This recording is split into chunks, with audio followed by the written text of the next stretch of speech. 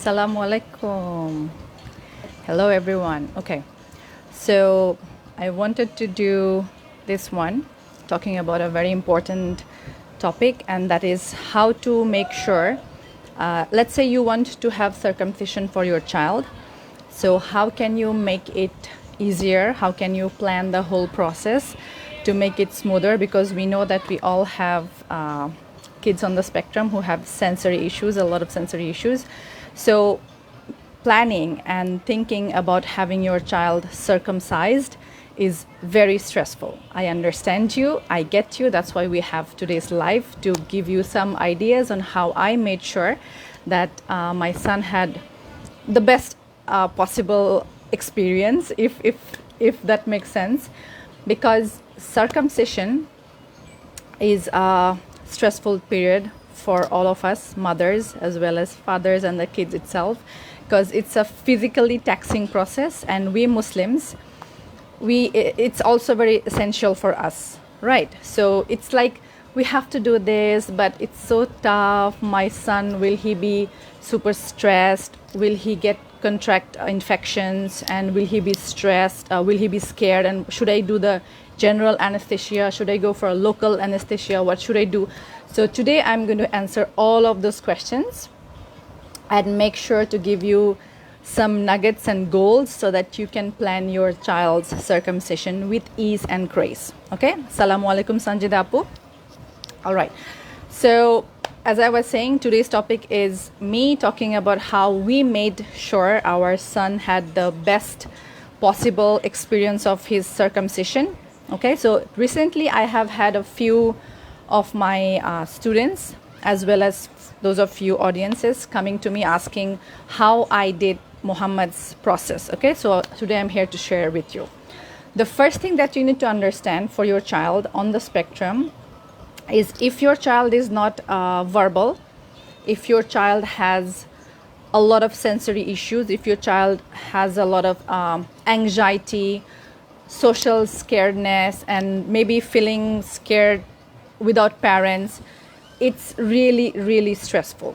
Okay, but if your child's age and maybe physical condition justifies that he should be having the circumcision, here are some big tips and tricks that will help you guide through the process, inshallah. Okay, so the first thing what I did was, I did not plan for Muhammad's circumcision until he was pretty much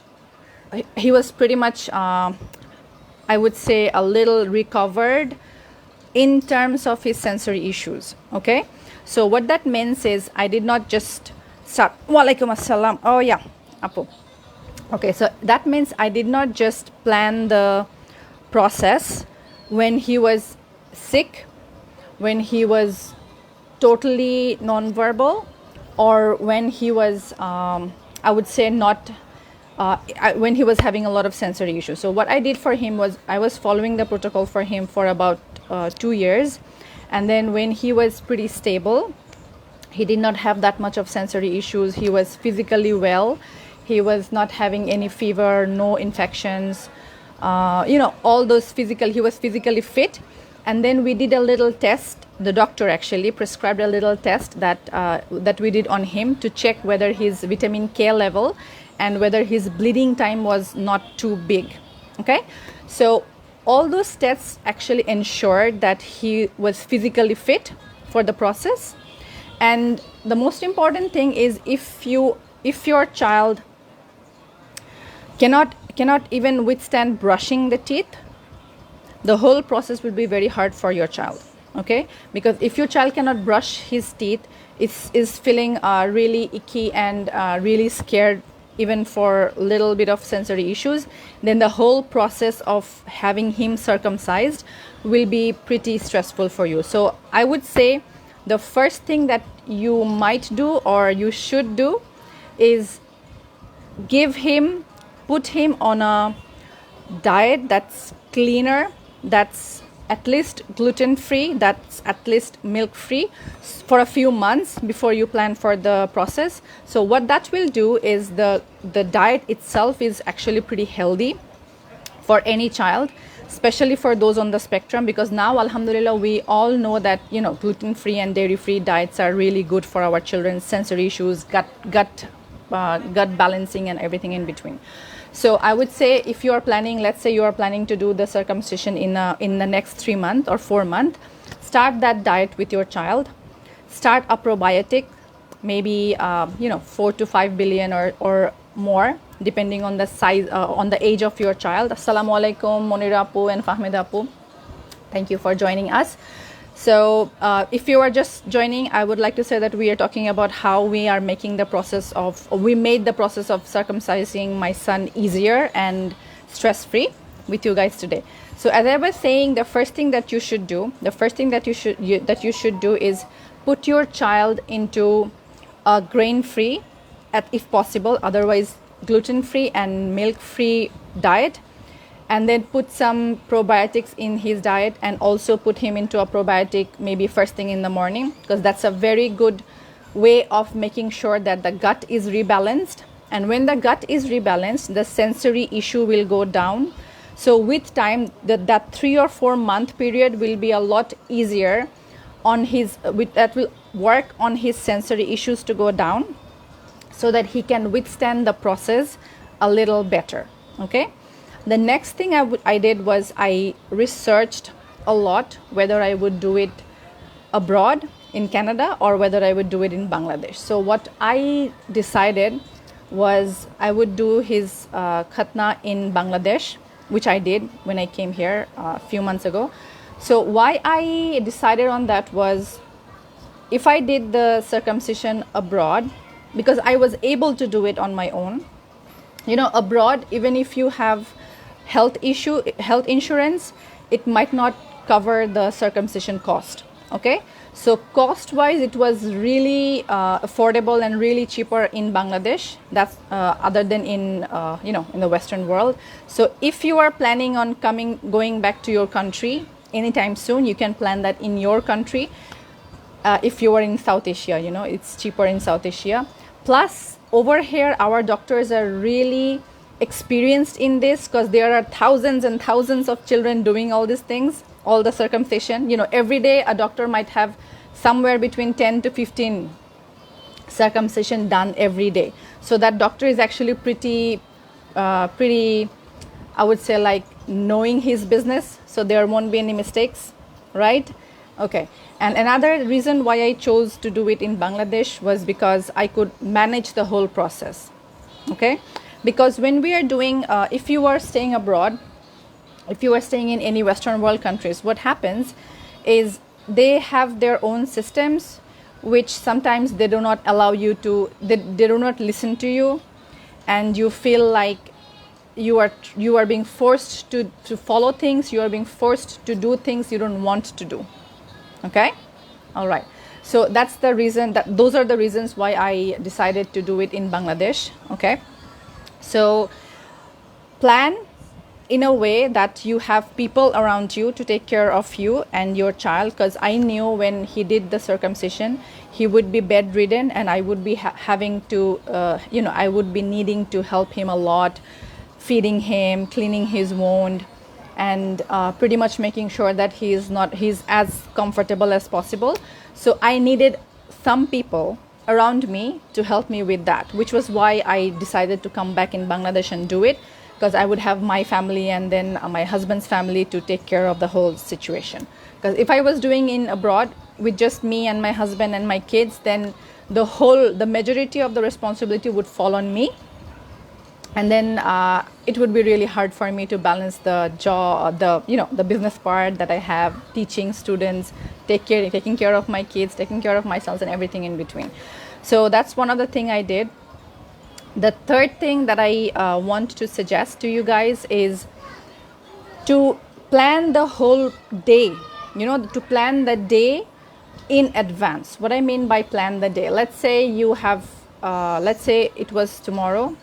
So what I did was 2 or 3 days before, I started physically preparing my son for the process and also mentally preparing him, okay?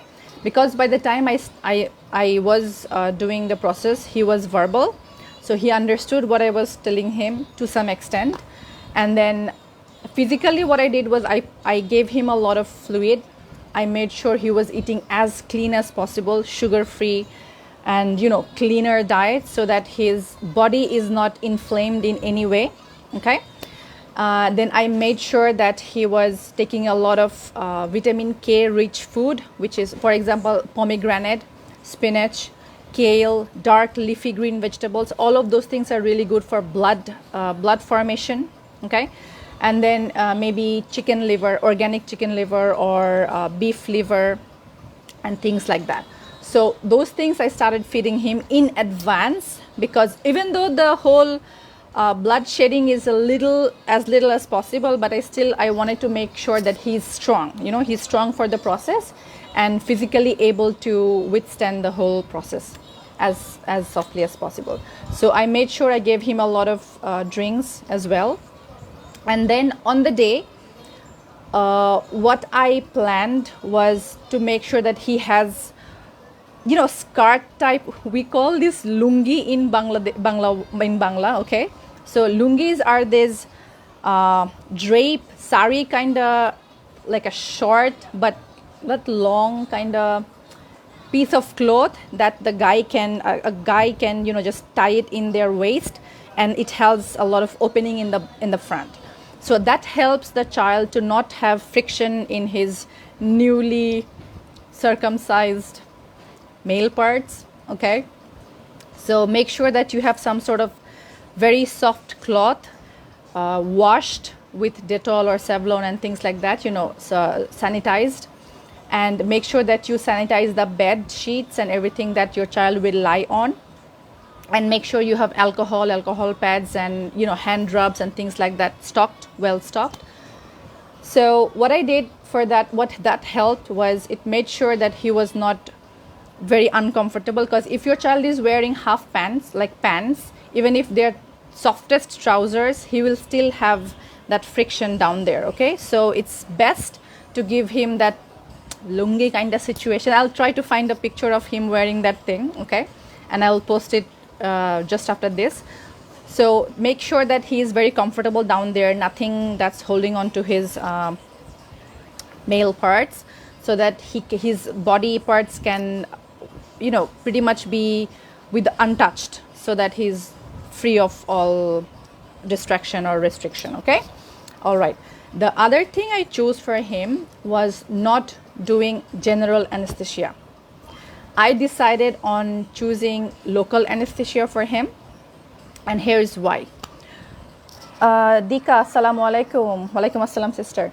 Okay, so here's why I didn't choose general anesthesia for my child, because as a pharmacist, I know general anesthesia is acting on the brain and the whole body. And our children on the spectrum, my husband just called me. So our children on the spectrum, they have their nervous system is already overloaded with a lot of toxins, with a lot of fogginess, with a lot of problems. Oh, here you go. My daughter is sitting right beside me. This was the only way I could actually come on live. Otherwise, it would have been just passing on another week without seeing you guys and meeting you guys. Okay, all right. So general anesthesia works on the child's brain. Anesthesia, what it does is, anesthesia desensitizes the nervous system, and it causes the nervous system to literally collapse and shut down. And all sorts of general anesthesia have a lot of side effects, which goes on and on and on. Okay, general anesthesia also reduces, I would say, immunity power, and it affects the gut microbiome. So a lot of reasons for me to not choose general anesthesia, because I already prepared my child's physical body and emotional body and mentally to go through with the process. So I did not choose general anesthesia for him. Okay, you would better not choose it for your child, even if he has a lot of sensory issues and whatnot. It's just an suggestion. Take it or leave it, but I just am trying my best to make sure that my child as well as yours get the best medical support, ensuring that his body and mind is on par. Okay, all right. So what I did was I talked with the doctor and I went with the local anesthesia. So what the local anesthesia does, it's a small injection on his male parts, okay, and then that the male part and the surrounding areas will be numbed. But the little stressful part is that your child is not sleeping. Your child will be totally awake. He can see everything. And then what happens is, if your child is inside the operating theater, it will be scary for your child. So I made sure that my doctor would allow either me or my husband inside, and I actually sent my husband inside because he was a little more stronger. And then since he underwent the process himself, so it would be better. He's the best candidate for being this in-person care, okay? So I sent my husband inside, and then he was holding on to Muhammad. And then the doctor, please choose a doctor who understands your child's sensitivity, and please choose a doctor who is softer, and he understands your child. He understands the importance of having a softer approach, to not shout or scream or be some sort of annoying or abusive to your child. So I actually, in this morning, I shared my doctor's details with you guys in the group. If you are in Bangladesh, you can go absolutely to him. He's a really cool guy. He made sure that Muhammad was not too stressed, that he did not wrestle too much, because sometimes what happens is there are nurses who will hold on to your child's legs and hands, and that will scare the shit out of your child, okay?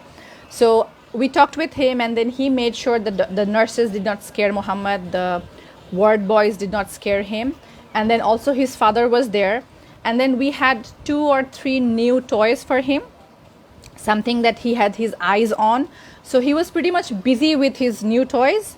And then his father was there, his water pot was there. He loves to sip water when he's a little, stressed. So I gave him his juice in his water pot, favorite thing. I gave him new toys, and his father was there. So he had some sort of, comforting atmosphere around him. So it helped him not feel too much scared and anxious, okay? So that would help you and your child as well. And then the other piece is this: I did not use any antibiotic for him. I was prescribed an antibiotic for Muhammad, but I did not use it. Why? Because I know that my son's body has the capacity to fight that little tear and wear down there. And antibiotic, what that would do is that would actually degrade the microbial colonization that I worked on him so tirelessly for the last 2 years, right? And so it would be like pouring down water on fire, and I didn't want that. So I did not use any sort of antibiotic for him. What I did was I made sure that he was immunized properly. What I made sure was he had his natural immunity very strong. He has his internal situation pretty stable. He was actually having a lot of blood in his body, so that he's strong for the whole process, okay? So that's how I was pretty much pushed by my husband and my in-laws and my parents also, that why am I not giving him antibiotic. I'm not saying that you should do it yourself. I'm just sharing what I did, what I chose, because our children, their gut is already imbalanced, and then we know very well, at least I have taught you guys pretty well, that your child's gut dictates his mood, dictates his immunity, dictates his brain capacity, dictates a lot of the factor. So I did not want to put stress on his gut. I tried my best to make him prepared physically, mentally, emotionally for the ordeal. Why do you keep stopping it and then keep disturbing us, Speedy? Give me 2 minutes, okay? All right. So I have a question here. Any specific local anesthesia you can recommend? My kids never does well with allopathic at all, not even painkiller or fever med at all. Oh my God. I understand you, Nusratapu. Okay. I will do some research. The thing is, it's your doctor who will choose the anesthesia. And if you're doing it in Bangladesh, there is one caveat. The doctors are pretty much headstrong, okay? They're like, if you want to talk about the medical stuff with them, and they're like, they have a lot of egotistical problems, so they're like, I know better, you don't know anything, don't talk to me like that, and stuff like that, okay? But I will definitely am planning to write a long blog post on this, and maybe I will share a few stuff that will work for you, okay? Oh, Lucky Apu, walaikum assalam, thank you for coming. Okay, so these are the stuff that I did for him that ensured he was doing well. I made sure after the surgery, I made sure that he ate a lot of healthy foods as much as possible, because of course your child has went through an ordeal. He will not be very happy with the whole situation. So I did give him a little treats here and there, which are not grain free, by the way. So I gave him those, but I made sure that he does not have constipation, because if your child has constipation and then your child did circumcision, then the whole process of pushing the poop out will put stress and pain in his genitals, okay? So that's one of the thing I made sure. So the most important part for you for this whole life is this: you have the power, you have the knowledge, you have the authority to choose what's best for you and your child, what's best for your family, what's best for your situation, because you know your child the most. If your child is scared, will have sensory issues, you might even postpone the whole business, and that's fine, okay? Please don't allow anybody to push you to take drugs or to do anesthesia that you don't want, or to give antibiotic, or to do anything that you don't want for your child, because you know better. If anything happens to your child, you will be the one who will feel the most hurt. Not that doctor, not that medical person, not those in-laws, not even your husband, okay? So I always want to make sure that I empower you guys. I typically talk with girls, with the mothers, but I know I have a lot of fathers in our community. They are beautiful souls. They are also very interested in making sure that their child is having the best support. I'm welcoming everyone with deep and open heart. Very happy to have you guys on board. So what I want to say is, if you are planning to take your child, have your child circumcised, it's your idea, it's your power to choose what's best for your child, okay? Sanjitapu, no, I did not give him any painkillers. For 2 days, he actually had only Napa syrup, and that's it, okay? Napa every 6 hours. And after that, I reduced that to 8 hours and nothing serious. Only Napa and nothing serious, okay? Maybe your child will be given chlorofenac SR or something like that in between. I did not give any very powerful, tramadol and those kind of powerful painkillers. I did not give him those. He was little bit prescribed, but then, I have a tendency to not choose stuff that I know for sure is not good for my child. So I bought just plain Napa off the shelf and then gave him those. Gave him lots of cuddles, gave him lots of understanding, gave him balloons and things like that. And yes, your child will be in a little pain, and you cannot, even if you go to the best doctor in the world, your child will still have a little pain after that. So accept that. It's part of his life, just the way we have periods and just the way we give birth. Because it's our responsibility to give birth and take care. So it's their responsibility to have circumcised, to be circumcised, okay? So just accept the responsibility and take it as lightly as possible, and also as carefully as possible. Walaikum assalam, Jannatul, thank you for coming. So as a recap, here are the few things that I did that I recommend you guys to do when you are thinking about circumcising your child, okay? So the first thing is change his diet from whatever he is eating right now to grain-free, if possible grain-free, otherwise gluten-free and dairy-free, and give him lots of probiotics and maybe probiotic supplements. So what these two things will do is they will ensure to some extent that your child's gut is balanced, that your child's sensory issue is low, because sensory issues are a lot of the main reasons why your child will be very much withstanding the whole process. It will be hard for him if he has high sensory issues. So first, reduce the sensory issue by changing the diet, by giving him the support that his gut needs to reduce the sensory issues. The next thing that I suggest is make sure that you plan the day ahead, that you plan to make sure that your child will be as comfortable as possible, as healthy as possible. So give him a lot of vitamin K, iron rich food to ensure that he is physically well.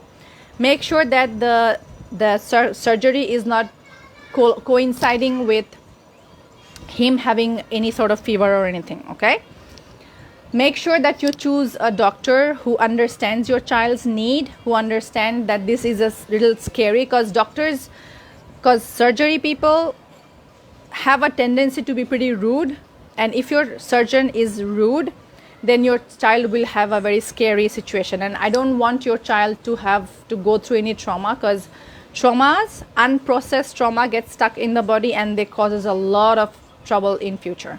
Okay, so we do not want our children, we do not want our sons to be traumatized for the rest of their life. So make sure that your doctor understands the need of your child to be as much loved, held and cuddled. Give your child new toys. Make sure that your husband, or you, best is husband, because he's a male person and he has gone through the process. Make sure that your husband is beside the child, and then the child has some sort of comfort around him, knowing situations around him, so that he's prepared, he's not too scared. And also make sure that your child is not being under general anesthesia, because that puts a lot of stress on his nervous system, which we are trying to regenerate and restabilize and calm down. So make sure that he is having local anesthesia, and if possible, go antibiotic free. Your child will actually recover a lot better without antibiotics. And then after the process, you do not have to be scared about re-immunizing him, recolonizing his whole bacteria, his whole gut, because every single dose of antibiotic kills all the good bacteria along with the bad bacteria and things like that. So most of the antibiotics that we are given are actually not effective on viruses, not fungus and things like that. And typically what happens is, if your child's skin is cut off, the major problem is not just the bacteria. The major problem that can come is the virus, okay, the fungus. So those kind of things can also make sure that the area is as sanitized as possible. And another thing, I literally forgot this thing. What we did with Muhammad was, after the second or third day, we started giving him warm baths. We would have a huge bath. If you have bathtubs, very well. If not, maybe buy a huge bowl. We call this gamla in Bangladesh, right? So have a huge bowl with warmish water, and then make your child sit on it. What that will do is, the warm water will soften the tissues and it will be easier for you to clean them off. Okay, so give your child's body enough time to heal properly. Do not forcefully remove skin, because it will be painful for him, and it will not be very much good for his softening the whole thing as well. So take it easy and slowly. You can do this. It does not have to be super scary. Okay, follow these tips and let me know in the comments if you are planning, if you are feeling scared, and any other things that you want to share, so that I can give you support. Okay, and if you are watching this on replay, please show me some love. And you guys know that I have a YouTube channel. I know a lot of you watch me live here, but I would also really benefit and be helped if you guys also subscribe to my YouTube channel and then show my love over there as well. So with that being said, I hope this was helpful for you all. I am planning to make a longer blog post on the whole things that I said just now. Maybe I missed a couple of points here and there. I will make sure that I write broad guidelines for you guys to just follow through and have the best experience possible for you and your son. Okay? I love you all. Bye.